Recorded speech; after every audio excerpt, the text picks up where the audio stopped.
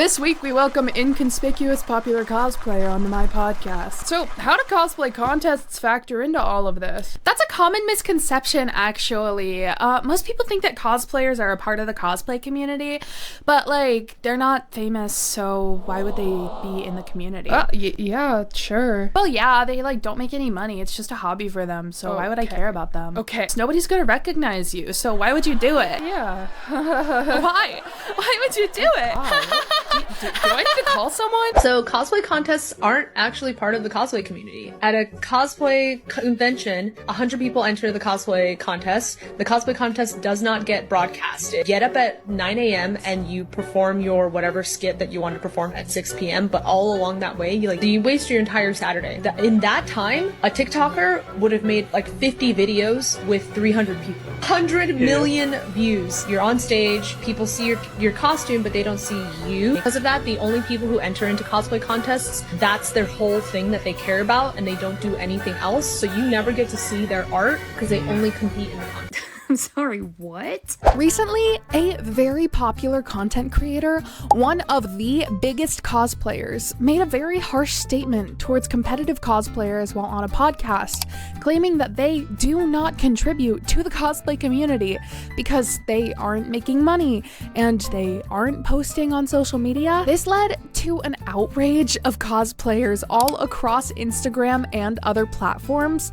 because overall, this is an absurd statement to make. The podcast was swiftly taken down and re-uploaded with this portion edited out. Despite that, no accountability was taken for this statement. Most of the comments on this creator's posts have been deleted or limited, and the "Address Me Elephant" has been plastered across her page. I don't believe that this statement was necessarily intentionally hateful. It was simply ignorant, though I still instantaneously felt this ripple within the community. Many people felt hurt because someone who was seemingly so inclusive, someone who has been a cosplay judge herself, said something as harsh as this. Hello everybody, welcome back or welcome to my YouTube channel. My name is Leefy, you can call me Leetheleef, and today, this is the third time that I have recorded this video this week, so I apologize if I seem a little tired.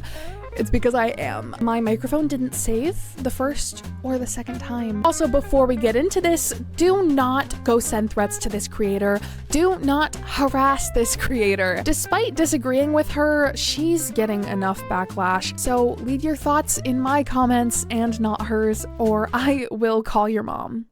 We are also going to play a silly little game called Take a Shot every time I say the word community in this video. Though please don't I don't want to kill anyone today, but I'm warning you, it's a lot. A community is defined as a feeling of fellowship with others because of sharing common attitudes, interests, and goals. The cosplay and convention community has been and always will be about creativity and uplifting other people. Whether you're an esteemed competitive cosplayer with like a 20-year tenure under your belt, or you sit in your room dreaming of a cosplay that you might one day be able to afford or feel confident enough to wear. The claim that because someone does not fit within your limited view of who or what a cosplayer should be, should look like, or should fit, they don't belong, goes against the very nature of how cosplay began. It started by creating costumes and having fun. The name is literally costume play.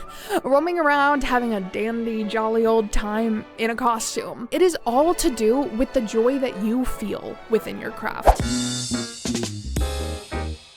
You can't claim the entire cosplay community is toxic if the only people you hang out with are clout chasers, people who bully other cosplayers, and people who only cosplay for social media. The community is what you make it, and you're making it bad.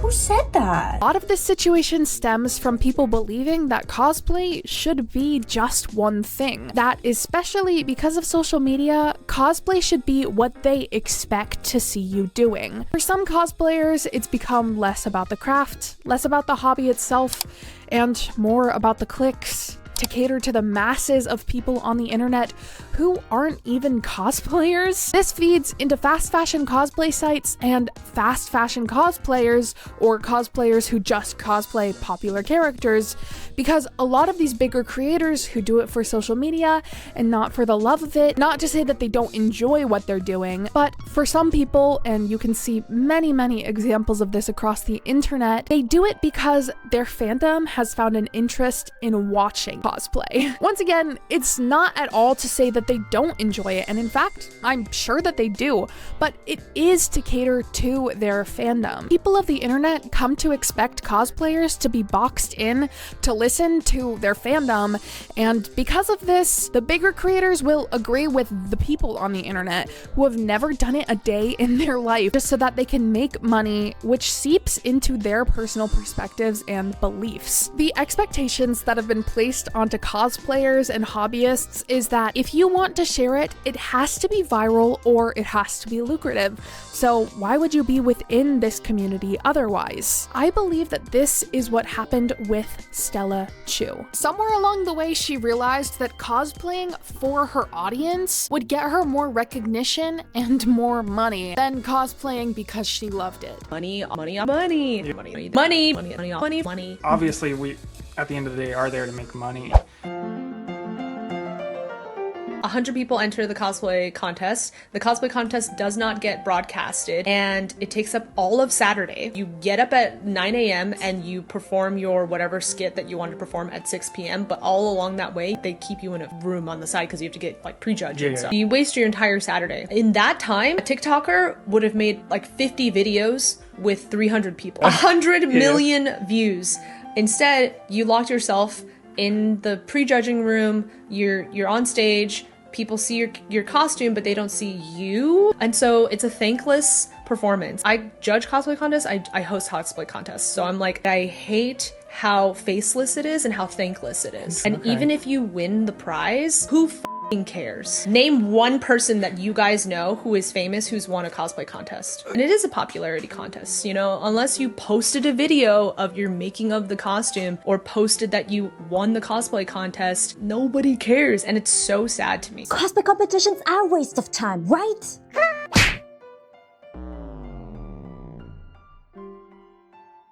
I am a performer, and that is a large part of my role within the community. A lot of my following is within the niche of people who compete, people who want to compete, or people who love watching performers within this medium of singing and dancing. I definitely felt this ripple effect throughout my community after the podcast was published. Hundreds and hundreds of people posting on their Instagram stories saying, "Hey, this isn't okay. What are you talking about? Competitive cosplayers aren't a part of the community?" That is very much so news to me.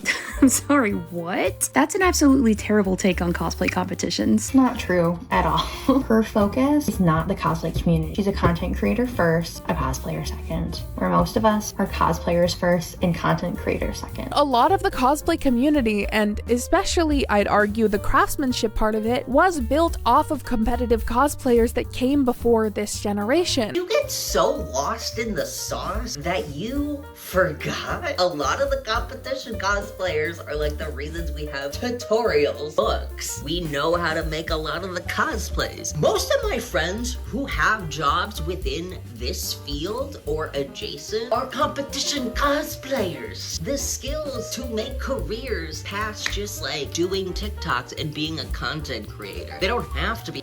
A lot of what we know now comes from kind of a circular system of knowledge. For example, someone who is new to the cosplay community wants to figure out how to build their own cosplay pieces. They find people online who have already done it, which typically are competitive cosplayers who have learned from the competitive cosplayers before them. They figure their stuff out, and then they tell people what they learned and new things that they might have been able to build off of somebody else's older technique. That is how a lot of of us started. And obviously a lot of sewing techniques have existed for centuries, but many have stemmed from cosplay and costuming, which are obviously slightly different, but still within that same old Venn diagram. This same circle can even be seen in performing. You're a performer. You saw performers before you who learned from the performers before them. This cycle has led to a whole variety of different community-based learning projects, such as the Novice Cosplay Tutorial Contest, a yearly competition between mostly competitive cosplayers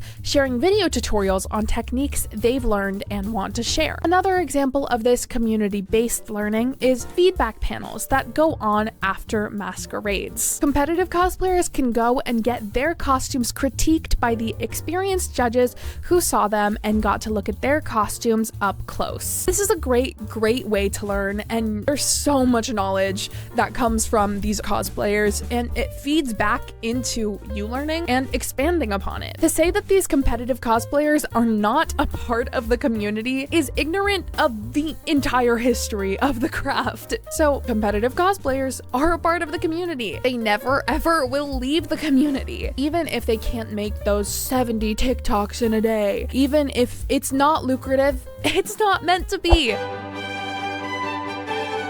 Putting aside the fact that many cosplay competitions, such as the Colossal Con Prime Masquerade, have prizes worth thousands of dollars, like I won $1,000 last year and also won a ticket to all of the Colossal Con showings this entire year, although I can't afford to go any that are outside of the state that I currently live in. Putting absolutely all of that aside, who genuinely cares if it's lucrative when cosplay is built to be a hobby? Why are so many people taking their hobbies, which they care so deeply about, and turning them into something that has to get the clicks? That's not the point of it. Although it is incredibly ironic for me personally to be saying that when I am technically trying to make a career based in this hobby that I care so dearly about and have spent years of my life on. I see a hobby in cosplay. The career portion of it for me comes from writing about my life, as that's what I've spent the past 10 years of my life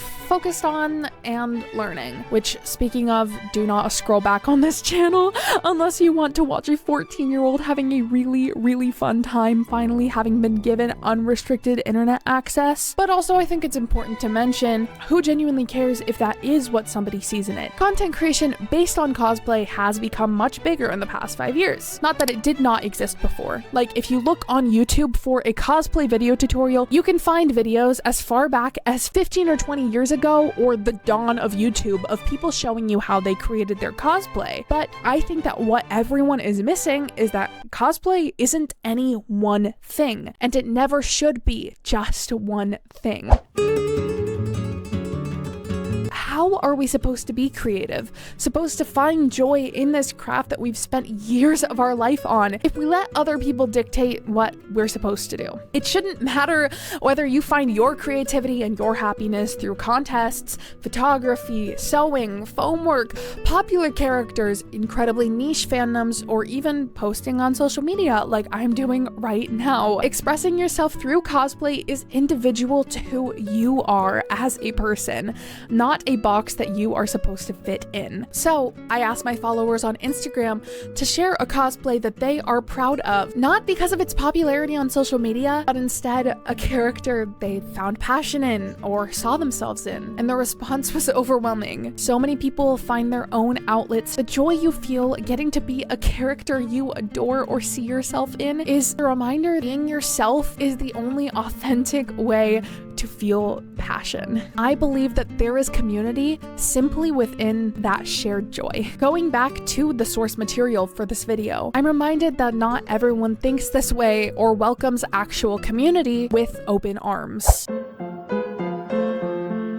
I recently made a video. Many people believe that I should only cosplay disabled characters. So many times I will post any video of one of my cosplays and the top comment will be, you should cosplay Joe Swanson. I understand that most of the time that type of comment is a joke, but a couple years ago, the joke got so bad that I had to block the words Timmy and Jimmy from my entire comment section on multiple platforms. The constant flow of unsolicited reminders that people believe that I should only be cosplaying a disabled character because of the way that my body looks is exhausting. And unfortunately, the comment section simply proved my point. Hundreds of comments flooded my page telling me that I should dress up as a variety of characters in a wheelchair, such as Joe Swanson, Timmy from South Park, Joseph Joestar from JoJo's Bizarre Adventures, etc. Despite this joke having gotten old for me years ago, there were also many comments expressing random other characters that I look like outside of being disabled, which I should cosplay. Though these were all well intended, this kind of misses the entire point that I was trying to make in this video. It isn't simply about being a disabled cosplayer and having been shoved into that category. It's about how cosplayers should not be categorized based on how they look and their features. Ethnicity, body type, disability, religion, gender, etc. have absolutely nothing to do with the characters that you as a person love. And we very clearly still have a lot of work to do because people like this exist. This commenter said, "Sorry if I hurt anyone's feelings, but please don't appear at a fan convention wearing a character cosplay if you're disabled. That would make people stay away from you or even bully you, so be careful with wearing them in front of people you don't know. Sorry if that was rude, but that's my advice. Thanks." What? This movement towards social media popularity has caused people to forget cosplay is whatever you want it to be for yourself, just like any other art form. And perhaps the part of the community that you care the most about is social media, the commenters, and the people you've met online. And I see that as a huge part of the community in my life. I've met so many people through the comment section, through DMs, through random emails that I'll get, or people that I meet at conventions. But inherently, as I mentioned earlier, a community is people who have shared ideals, shared beliefs, and I guess in this case, shared hobbies. So even if you've never posted a video or a photo post in your life, even if you've never gone to a convention in your life, even if you're just sitting in your room thinking about what you could do in the future, you are still a part of the cosplay community in my eyes. And honestly, as a content creator, what are you doing if you aren't just trying to make somebody else's day a little bit brighter? I appreciate you guys so much. I mean, what am I doing? I'm just sitting here yapping my head off about something that I thought would be cool to write about and talk about on my channel, and I knew that I wanted to say something about this as soon as news about it spread because it really hurt me, especially as a person who has found community through shared interests and through shared life experiences. And so I am opening up the floor to you to have a conversation about this, because I'm sure that there are many, many things that I probably missed about this topic, and so I'd love to hear your thoughts and your opinions on the whole situation. Even if you disagree with me, tell me in the comment section, because the algorithm doesn't know any differently. And with that, I cannot wait to go on another adventure, which, speaking of, you are not going to want to miss. So if you liked the video, make sure to give it a big thumbs up, subscribe to my YouTube channel, hit the little notification bell. I know you haven't done it yet, you sneaky little guy. Or comment down below. I cannot work a normal job because I am disabled, so if you want to support my flow of income, you can also subscribe to my Patreon, linked down below, where I post monthly updates and also live stream, or at least I will once I actually have patrons. But even if you are simply watching this video, liking this video, subscribing to my YouTube channel, hitting the little notification bell, or commenting down below, you are doing more than you could ever know. And with that, I will see you in the next video. Bye for now. La-di-da-di-dee, la-di-da-di-da. Suddenly you call my name and I lose my brain and I float up to the moon.